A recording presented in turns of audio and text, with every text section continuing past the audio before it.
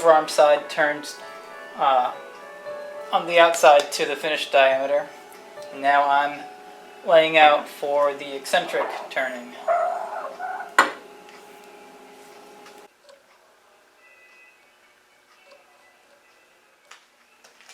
I have the part set up for turning 1/8 of an inch off center, which means the dial has to tell me that it's 1/4 of an inch. And one thing's for sure, I won't be running this at Machinery Handbook spindle speeds. I've got this at 240. And all I'll really be doing is center drilling and then drilling and reaming.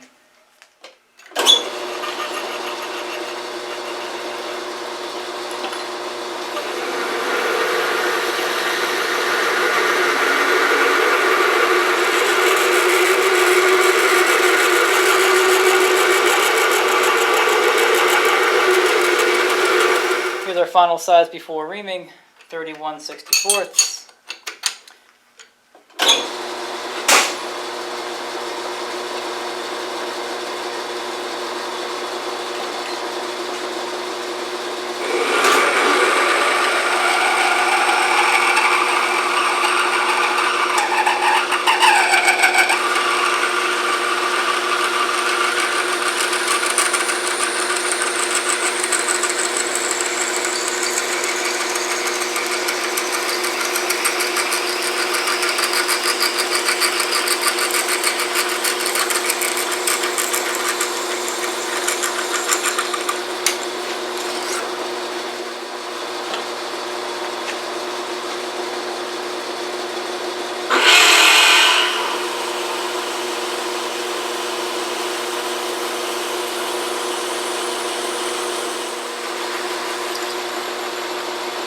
Okay, there's the reamer popping through.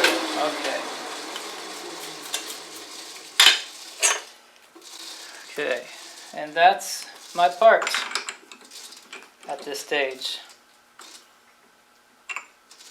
I'm going to very deliberately loosen those two jaws.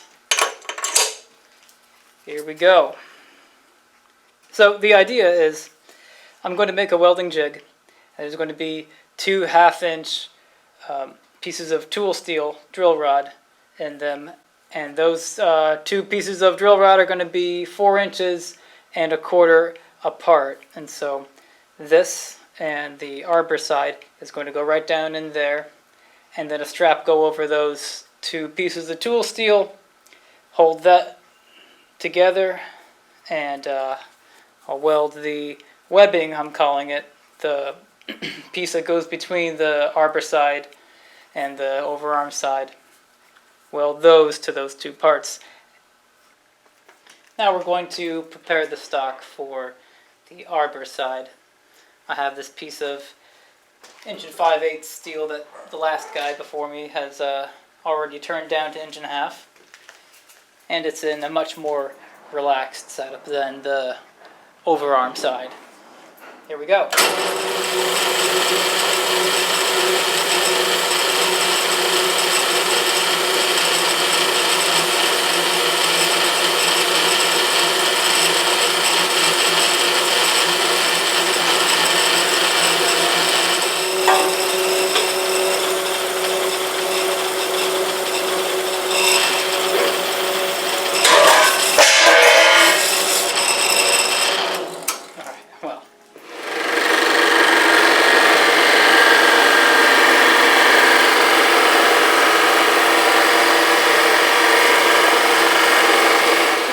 Here is what you call sometimes a vertical shear tool.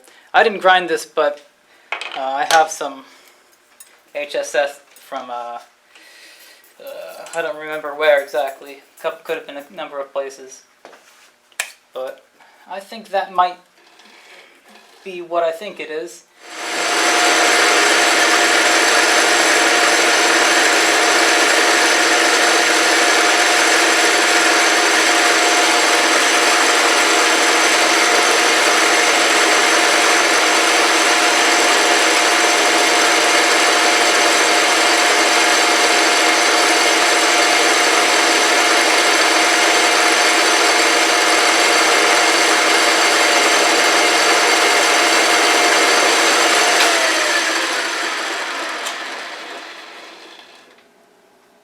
Yeah, I think this must be a vertical shear tool. Just, well, by the way it looks and by what it did. That's what the vertical shear tool did.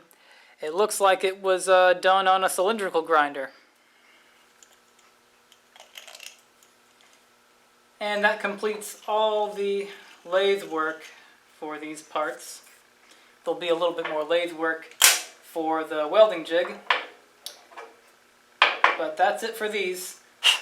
And I might as well mention what is important as far as precision in this project. And really, it's these two. The fit of the bearing race is probably the most critical thing going on because I'm aware that a horizontal milling arbor will wobble kind of no matter what you do to it, but I've got to do as much as I can to not make the support be the cause of most of the wobble. And so these are within 1/1000th of 2 inches in height. And the height is the main thing going on because the height is what's going to determine the fit of the bearings. The outside diameter of these is not so critical so long as the distance between the center of this hole and the center of this hole is dead nuts 4 inches and 1/4, we're all right. A couple of things I'm showing you are tricks out of a book called Machine Shop Practice by this guy K.H. Moltrecht. Here's the first one. What are you doing there? Welding left-handed? What I'm going to do is move my punch along one mark, and when it reaches the intersection of the other mark, I'll kind of lift it up and twirl it around, and that will tell me something about how close on center I am. And I'm sure you can find these lots of other places, but here's another one of them.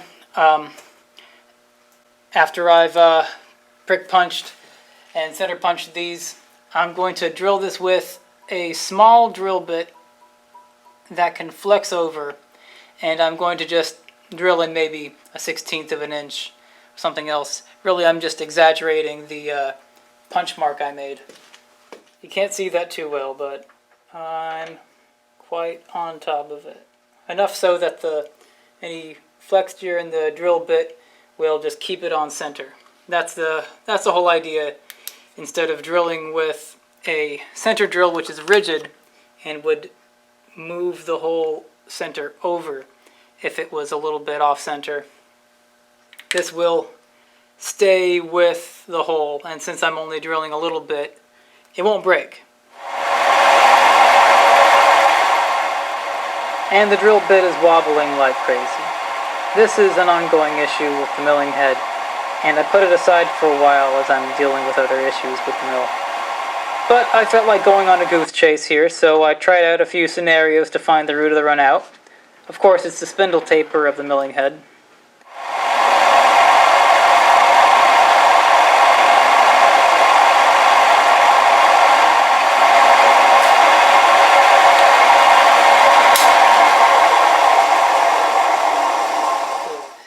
And now, in spite of the wobbliness of my equipment, I think I can be a little more secure about the precision I've got these holes set to. What I have here is an experiment to see how accurate my hole spacing and drilling was. I've put 2 1/8" dowel pins into the holes here, and I'm hoping to see 4 inches 3/75 when I go to measure the space between the two, the space outside of the two of them. And I'm getting 4 inches 70, 4 inches 3/70.